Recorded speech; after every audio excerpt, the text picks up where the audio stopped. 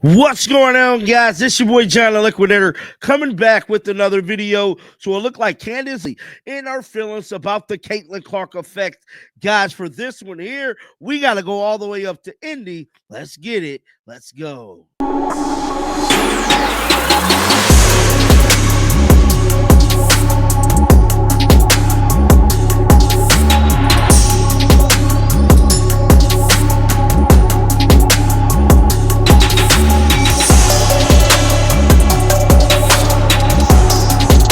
Wasn't no secret that Caitlin Clark set the WNBA on fire. I feel like we all could agree with that.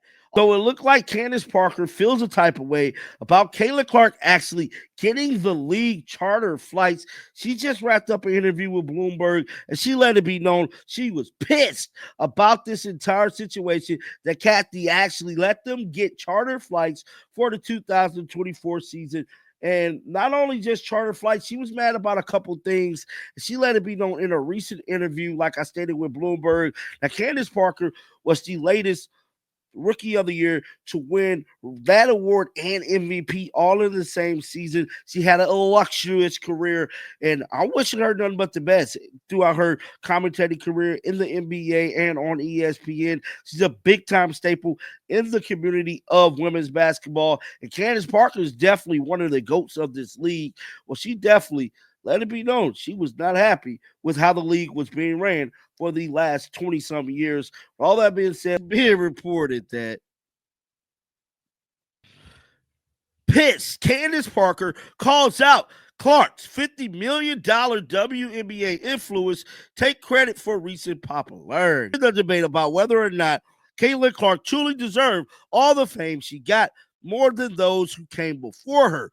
There was one veteran who stood by her side. Arguably, Candace Parker was among those generational talents that helped set the stage for the Iowa sensation to arrive. But putting aside all discussion of senior players being jealous of Fever rookie fame, Caitlin Clark Parker was a supporter. However, there is one thing that she could not believe she missed out on. The latest episode of Bloomberg Originals, the #1 pick and Rookie of the Year, spoke on how women's basketball has changed for the better over the years, but Parker still believes and wishes one thing had begun earlier. She stated, "I'm pissed that they started chartering that year I retired. I'm not going to lie, cause our back-to-backs used to be what we would play, and then we'll go to sleep, and then we'll wake up, take that 6 a.m. flight, and then we'll still play the next day." So, it takes me a little angry because it would have been nice for your body to kind of catch up in that charter flight. The former Los Angeles Sparks player announced in April of her retirement. The next month, WNBA Commissioner Kathy Engelberg revealed that the league will be providing full-time charter flights service to teams during the season. The project estimated to cost around $25 million per year, and Engelberg planned to commit $50 million in 2 years. Candace Parker was around as an active player when the Caitlin Clark phenom began. She couldn't help but be angry that she missed such a huge opportunity amid even the physicality spoke highly about her. So it looked like she's definitely pissed off about those charters flights. Now, with all that being said, let's check out some of this interview. Roll the footage. And so what's your role in that? I think my role in that is understanding through past growth. And that's why everybody was yelling from the rooftop, WNBA, blah, blah, blah. It's 28 years young. Mm-hmm. There were a lot of leagues that it took to year 30 to really make a growth. So it's coming, whether it comes at 28, 29, 31, and we've seen it. The crazy thing that I think it's little fixes, and this is where my role is to question and to push and to encourage. ABC, it was the first time they put the women's NCAA game on ABC. Was the first year that Caitlin Clark made the championship game. Are you surprised that the viewership was up? Are you surprised that people actually saw the product? It was buried for so long on ESPN. There's so many times during the NCAA game and even WNBA playoffs, I turn on, the NBA doesn't want to clash with NFL playoffs or NFL opening week. So why would we then put the WNBA, I don't care if that's the time slot that they're giving you. Let's fight for another one or let's find something else. And I think with streaming, with social media, now it's more front and center. You're seeing the leaders of, and I'm sorry, I'm passionate about this. So, Go. Now you look at statistics within social media and following, and it's Paige Beckers. She had more followings than Suggs, who was a top 4 pick. She had more following than Anthony Edwards when he was coming into the league. So now you're able to look at social media and see what the following is, the clicks, the likes, what they're selling, what people are looking for. And you're now able to see that, okay, wait, women can sell things. And I think that is my role, is to continue to push the envelope of what that looks like, of visibility, but also like having relationships to be able to build. It's something you started this conversation talking about, being committed to women's basketball and women's sports. What needs to happen next for women's sports from a business perspective?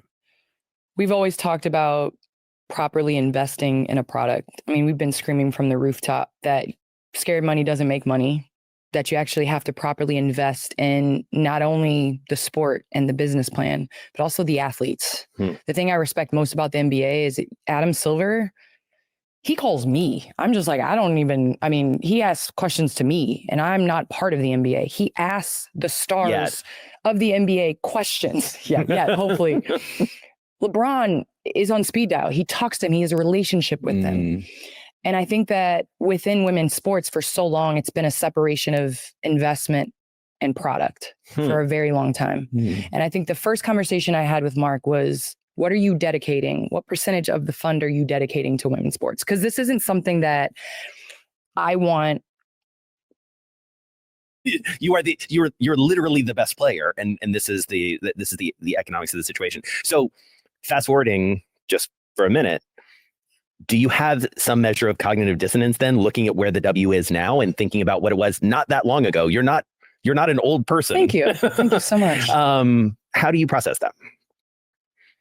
Well, I'm pissed that they started chartering the year I retired. I'm not going to lie. Because our back-to-backs used to be, we would play and then we'd go to sleep and then we'd wake up to take the 6 a.m. flight and then we'd still play the next day. Yeah. So, it makes me a little angry because it would have been nice to, for your body to kind of catch that charter flight. But I mean, I feel like all of us feel a responsibility and a part of the growth that's happening right now. I mean, the league was hard for so many years. And that's what I said when I retired.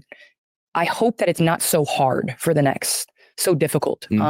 I wanted to get better, but finding a gym that's open, that can be open, it was so hard out in LA. And I lived out here because we didn't have a practice facility.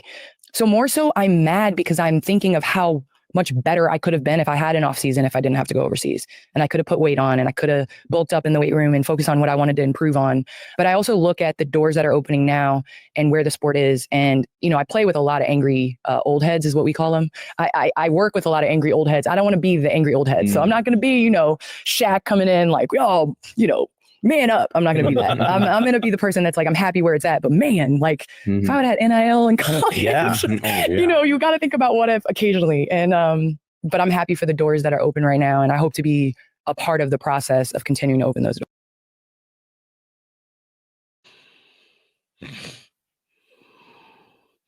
So that was Candace Parker speaking about charter flights and how pretty much the league changed. It's just interesting to see that she actually feel a type of way about those flights coming in. Now, I never knew those back-to-backs and double-doubles, like had them ladies waking up early, catch a flight, then get ready for a game. That is crazy. No time for recovery at all. But guys, get down in the comment section. Let me know your thoughts about this. Keep them bells on because you know what? I'm going to bring you the news. And like always, until next time, man, shake the haters off. I'm out of here. Peace out. Shake the haters off.